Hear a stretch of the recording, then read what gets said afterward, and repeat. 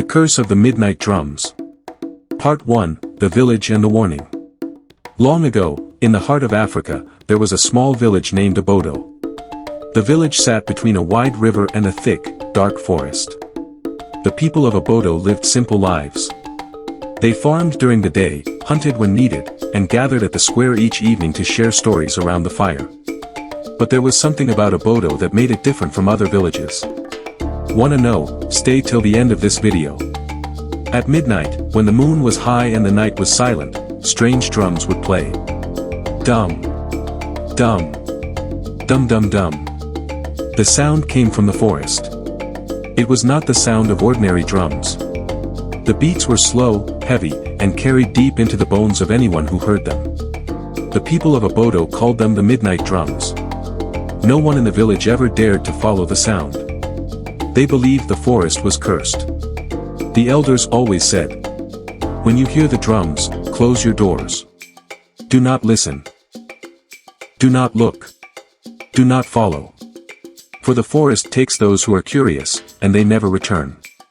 The warning was passed from father to son, from mother to daughter. And for many years, the people obeyed. Still, the drums never stopped. Every night they came. Sometimes they were soft, like whispers. Other times they were loud, as if 100 drummers played together. But always, they came at midnight, never earlier, never later. Some villagers said the drums were the spirits of warriors long dead, calling others to join them in battle. Others believed it was the gods of the forest, angry at the people for living so close to their sacred land. And some whispered that it was not gods, not spirits, but something far worse, something that waited, hungry, in the heart of the forest. The fear of the drums grew so deep that many villagers moved away. But those who stayed in Obodo accepted the curse as part of their lives. So long as we do not follow, they said, we are safe. Yet, the truth was darker than they imagined. One night, under the bright full moon, a stranger came to Obodo. He was tall and strong, with scars across his arms and a spear strapped to his back. He called himself Okeke, a hunter who had traveled from faraway lands. The people welcomed him, gave him food, and offered a hut where he could rest. But as night fell, the stranger heard the drums for the first time. Dum. Dum. Dum dum dum. Okeke frowned. "Who is playing music at this hour?" he asked. The villagers shook their heads in fear.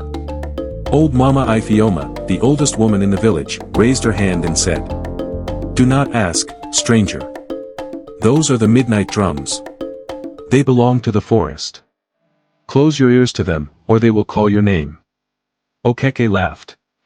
"Drums cannot harm a man. I have faced lions, crocodiles, and men with poisoned arrows. How can the sound of wood and skin frighten me?" The villagers begged him to stay inside, but Okeke was stubborn. He was a man of pride. He believed in his strength, not in old tales. That night, he did not sleep. He sat outside his hut, listening. The drums grew louder, filling the air like a heartbeat. Dum. Dum. Dum dum dum. Okeke stood.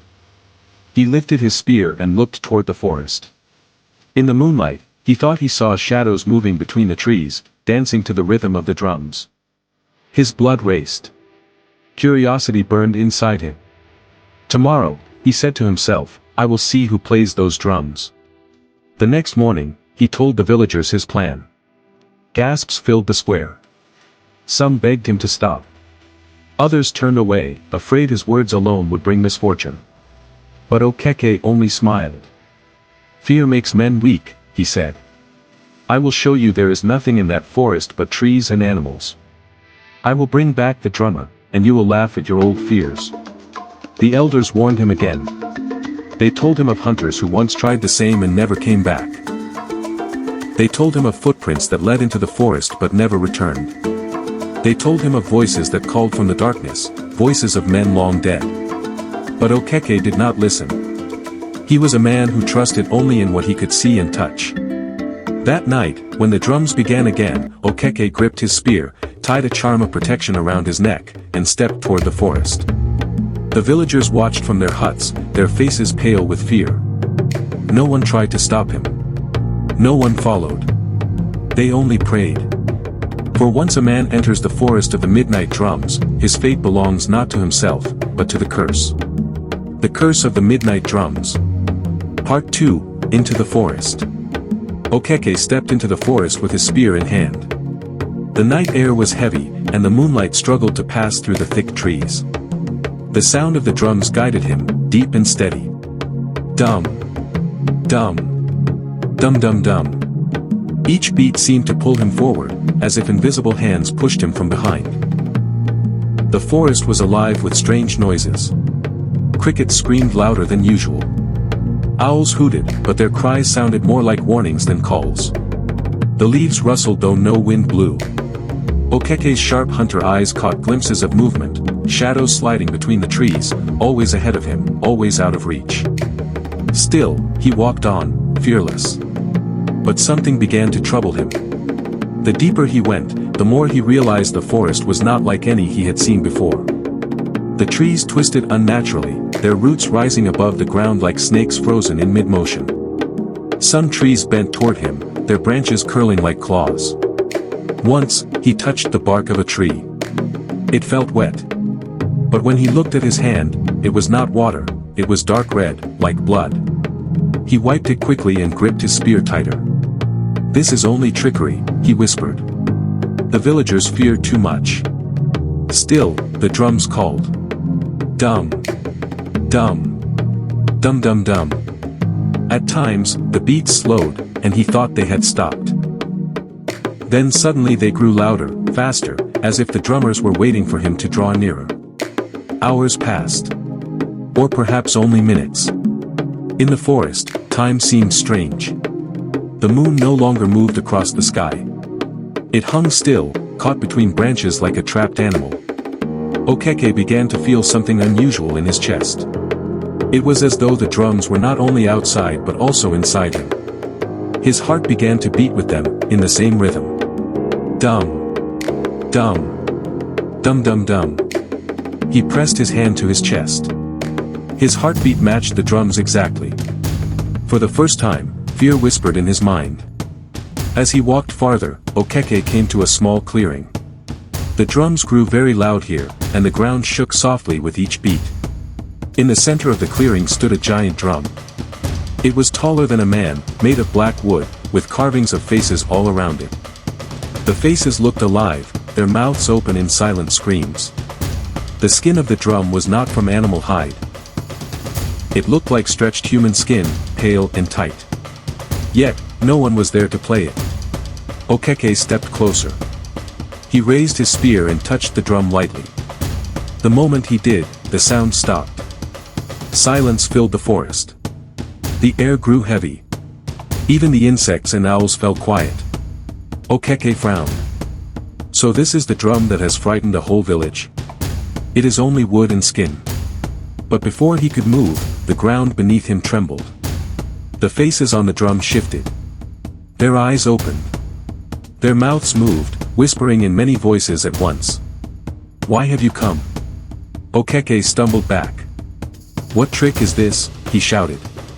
The voices answered, rising together, deep and hollow. "You have followed the call. You cannot turn back. You are ours." The drum gave one loud beat by itself. Dum! And Okeke was thrown to the ground. When he looked up, the clearing was no longer empty. Around him stood men and women, dressed in ancient warrior clothes, their eyes glowing white. Some held spears, others shields, but all of them swayed to a rhythm only they could hear. Okeke rose to his feet, lifting his spear. "Who are you?" he demanded. One of them stepped forward. His body was tall and strong, but his face was hollow, like a mask with no flesh. His voice was deep as thunder. "We are the drummers. Once, we were men like you. We followed the call, and the forest claimed us. Now we serve forever. And you, hunter, will join us." Okeke's grip on his spear tightened. His pride did not let him run. "I fear no spirit. If you are men, I will fight you. If you are spirits, I will break you." The hollow man raised his hand. The warriors circled closer. The drum began again, though no one touched it. Dum. Dum. Dum dum dum. And Okeke felt his own heart beat harder, faster, as if it wanted to leap from his chest. His spear trembled in his hand. Suddenly, he saw something that froze him. Among the warriors was a man holding a broken bow. Okeke recognized his face. It was the face of a hunter he had once met in another village years ago, a hunter who had disappeared after following strange sounds in the night. Okeke gasped. You are real. You never returned." The man's pale eyes turned to him, and he whispered. "Soon, you will never return too. The Curse of the Midnight Drums." Like and subscribe for the continuation in next part.